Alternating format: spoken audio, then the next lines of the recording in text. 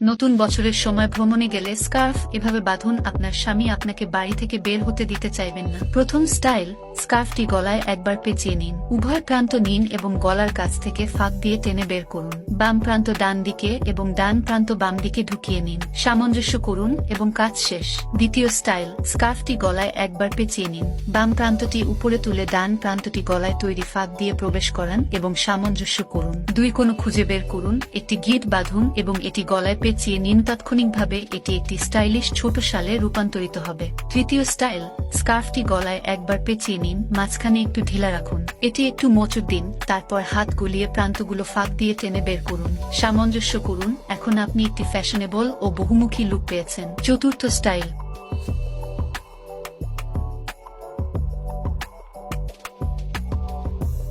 পঞ্চম স্টাইল,